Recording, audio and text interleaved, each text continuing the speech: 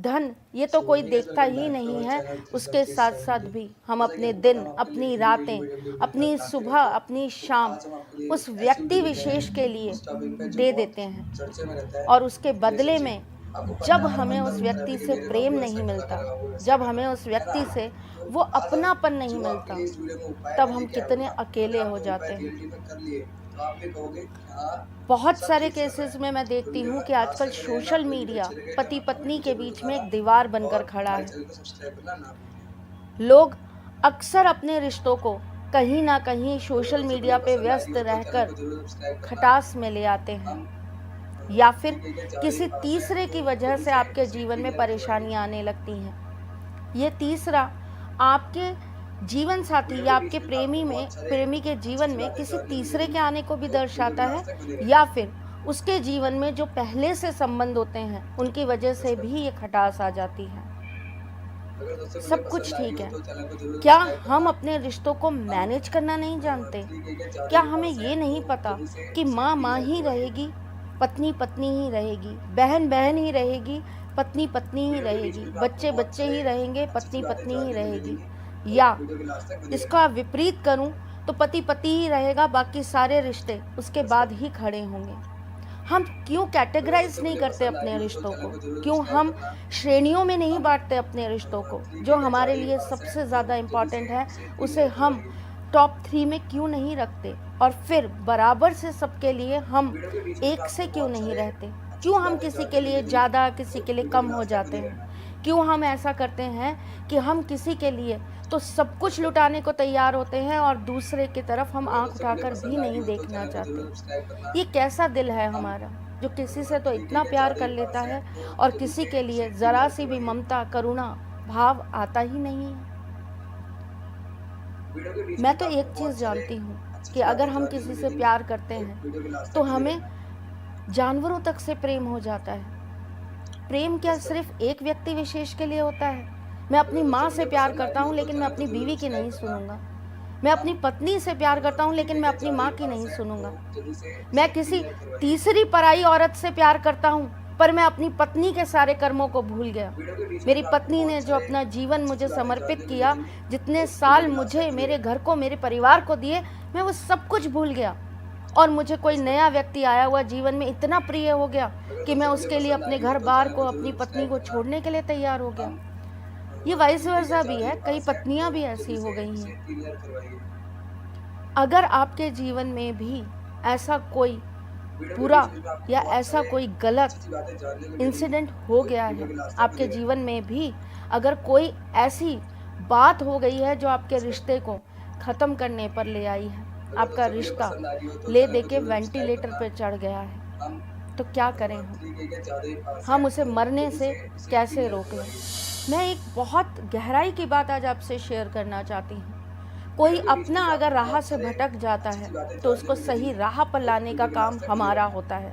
फिर उसके लिए हम रास्ता क्या अपनाते हैं ये देखने वाली बात नहीं होती। बात ये होती है कि हमारा लक्ष्य है, हमारे जीवन का सबसे बड़ा संकल्प है कि जो भटक गया है उसे वापस राह पर ले आए।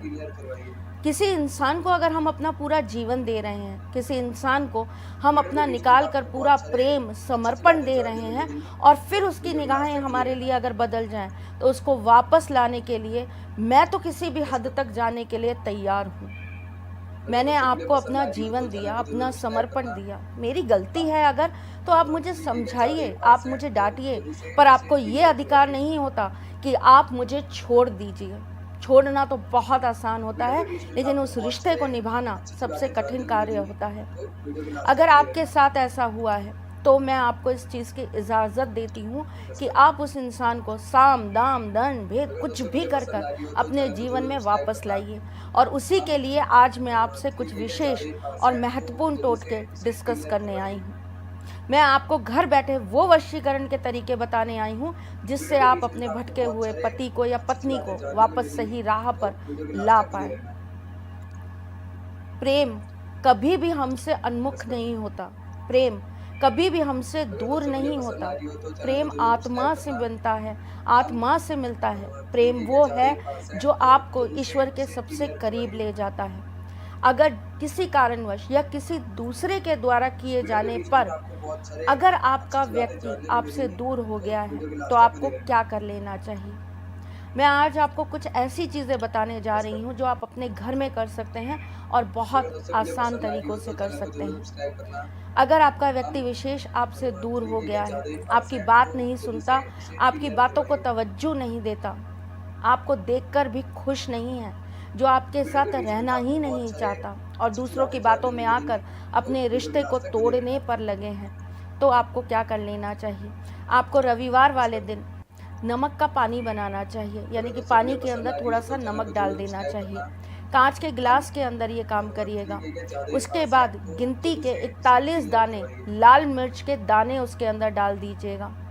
उसके बाद उस व्यक्ति के सिर पे से 7 बार घुमा के, अब आप मुझसे ये कहेंगे अगर हम उनके सिर पे से ना घुमा पाएँ तो कोई बात नहीं, आप उनकी फ़ोटो पर से घुमाकर आप उसको अपनी छत पर या अपने घर के आसपास कहीं भी पूरब दिशा में रख आइएगा।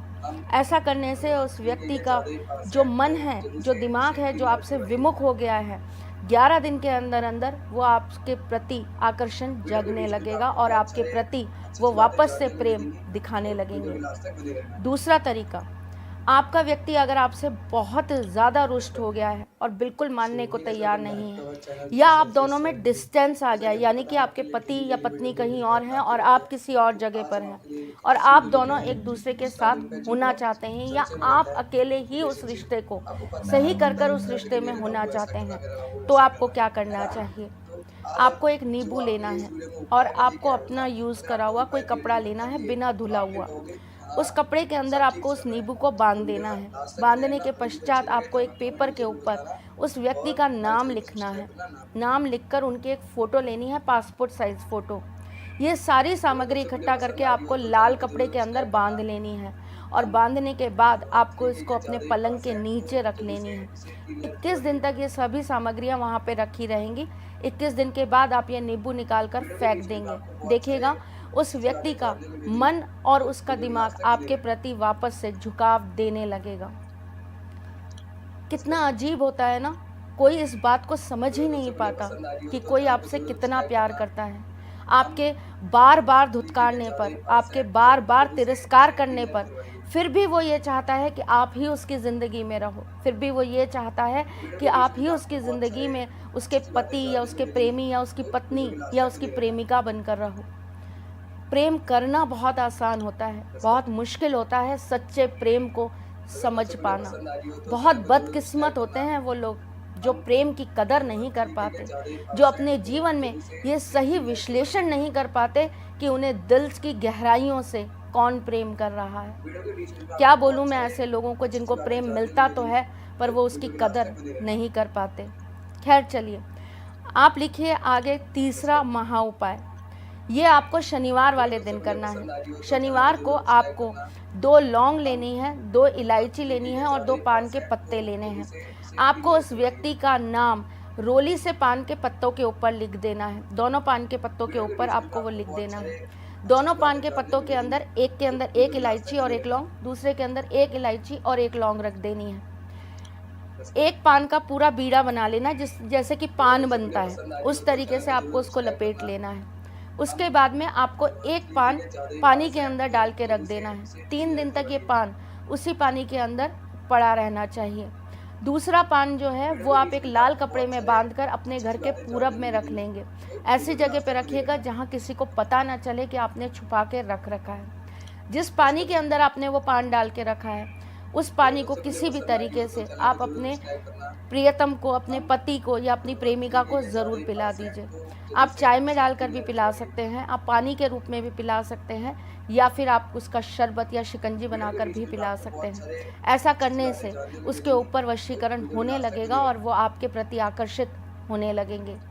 एक और महा उपाय आपको बताने जा रही हूँ, बहुत आसान और बहुत साधारण सा है ये। क्या करना है आपको रात को सोते समय अपने सिरहाने पर 2 मोर पंख रखने हैं और अगले दिन सुबह आपको अपने पति के सिर पर वो मोर पंख लगा देने हैं। ऐसा लगातार 41 दिन तक करिएगा। देखिएगा उनकी बुद्धि सही होने लगेगी और आपके प्रति उनका आकर्षण और प्रेम बढ़ने लगेगा।